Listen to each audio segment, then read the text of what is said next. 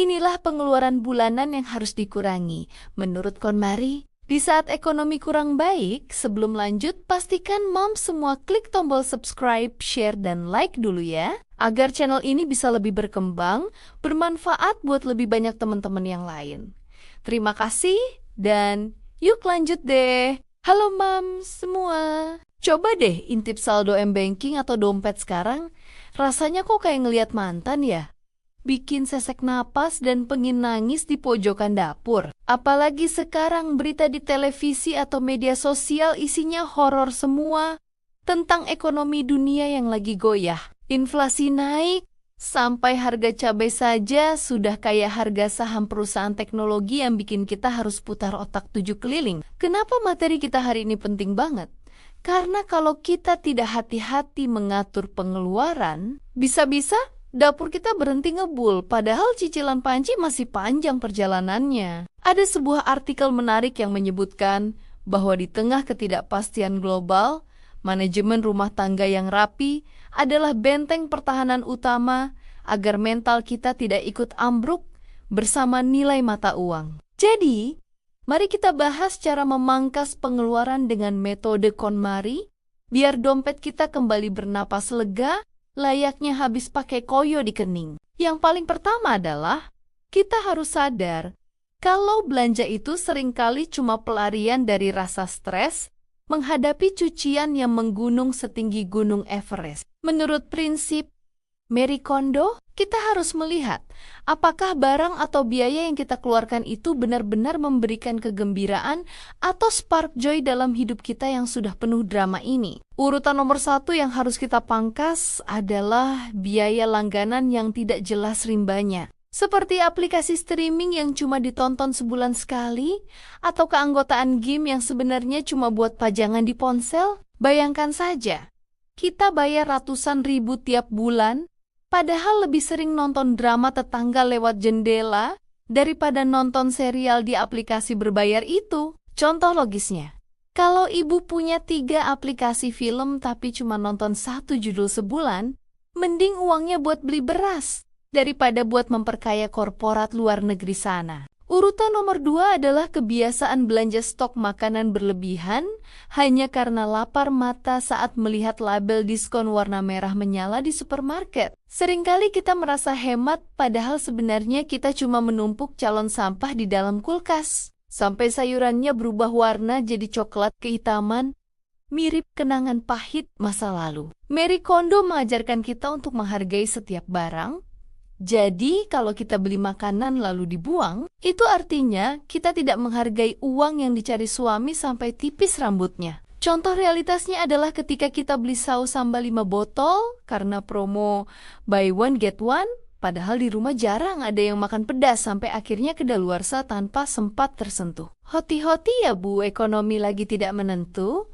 Jadi lebih baik stok doa daripada stok barang yang ujung-ujungnya cuma memenuhi tempat sampah. Selanjutnya urutan nomor 3 yang sering bikin bocor halus adalah gaya hidup demi konten atau sekadar biar dianggap keren di depan grup arisan kompleks. Kita sering terjebak membeli dekorasi rumah atau baju baru yang sebenarnya tidak kita butuhkan, hanya supaya terlihat estetis di unggahan media sosial, padahal saldo sudah sekarat. Ingat Bu, rumah yang rapi ala KonMari itu bukan tentang seberapa banyak barang baru yang kita punya, tapi seberapa lega ruang gerak kita tanpa tumpukan barang yang tidak berguna. Kalau kita terus mengikuti tren yang tidak ada habisnya, bisa-bisa kita yang habis duluan sebelum tren itu berganti ke musim berikutnya. Contohnya begini, beli piring keramik mahal cuma buat foto makanan sekali, padahal makan sehari-hari lebih enak pakai piring hadiah detergen yang awetnya minta ampun.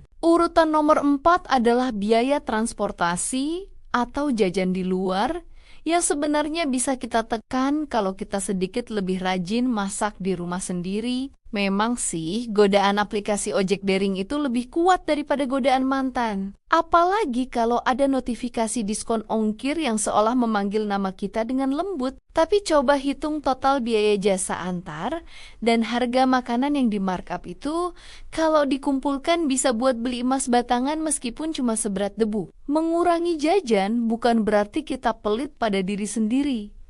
Tapi kita sedang membangun benteng keamanan supaya kalau ada badai ekonomi, kita masih punya cadangan energi dan dana. Misalnya daripada beli kopi kekinian seharga Rp50.000 tiap sore, mending seduh kopi sendiri. Sambil dengerin radio, rasanya sama saja kalau diminumnya sambil ikhlas. Terakhir urutan nomor 5 adalah pengeluaran untuk hobi atau koleksi yang sudah tidak lagi memberikan manfaat nyata bagi perkembangan diri kita saat ini. Kadang kita masih suka beli benang rajut, padahal proyek SAL tahun lalu saja belum jadi.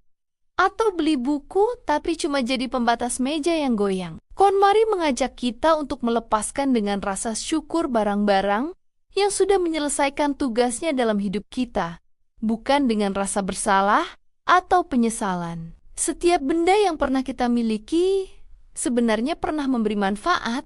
Sekecil apapun itu, entah membantu aktivitas sehari-hari, menghadirkan kenyamanan, atau bahkan sekadar memberi kenangan. Dengan menyadari hal tersebut, kita belajar untuk menghargai peran barang-barang itu sebelum akhirnya kita lepaskan dengan hati yang ringan dan penuh kesadaran. Melalui proses ini, kita tidak hanya merapikan rumah secara fisik, tetapi juga membersihkan beban emosional dan mental yang seringkali tidak kita sadari. Rumah yang lebih rapi dan tertata akan menciptakan suasana yang lebih tenang, nyaman, dan mendukung produktivitas. Secara tidak langsung, hal ini juga membantu membuka ruang bagi energi keuangan yang lebih bersih dan lancar. Karena kita tidak lagi terikat pada kebiasaan menumpuk atau menyimpan barang yang sebenarnya sudah tidak kita butuhkan. Maka kita menjadi lebih bijak dalam mengelola apa yang kita miliki, termasuk dalam mengambil keputusan finansial di masa depan. Jangan sampai kita menimbun barang hobi di gudang, sementara tagihan listrik berteriak minta dibayar karena kita terlalu asyik memanjakan mata. Contoh nyatanya adalah koleksi jilbab yang warnanya mirip semua, tapi tetap dibeli karena merasa ada perbedaan sedikit di serat kainnya. Padahal suami kita saja tidak bisa membedakan mana warna Milo dan mana warna mocha. Sebagai kesimpulan dari obrolan kita hari ini, memangkas pengeluaran itu sebenarnya bukan soal menyiksa diri, tapi soal mengatur prioritas di tengah dunia yang lagi tidak menentu. Kita harus berani melakukan autokritik. Apakah selama ini kita belanja karena butuh? Atau cuma karena ingin membungkam rasa sepi yang melanda saat anak-anak sudah tidur? Mari kita mulai melihat isi dompet dan isi rumah dengan kacamata yang lebih jernih. Memisahkan mana yang benar-benar penting dan mana yang cuma sekadar keinginan sesaat. Memang berat rasanya harus menahan diri. Tapi percaya deh, perasaan tenang punya tabungan darurat itu jauh lebih membahagiakan daripada perasaan senang sesaat setelah belanja. Tetaplah optimis, karena sebagai ibu-ibu, kita adalah manajer keuangan terbaik yang pernah diciptakan Tuhan. Jadi ayo kita jaga kapal rumah tangga ini agar tetap tenang meski ombak ekonomi sedang tinggi. Terima kasih Mam semua sudah menemani dan mendengarkan ceritaku sampai akhir. Sampai ketemu lagi di video-video berikutnya. Jangan lupa share video ini ke teman-teman lain ya.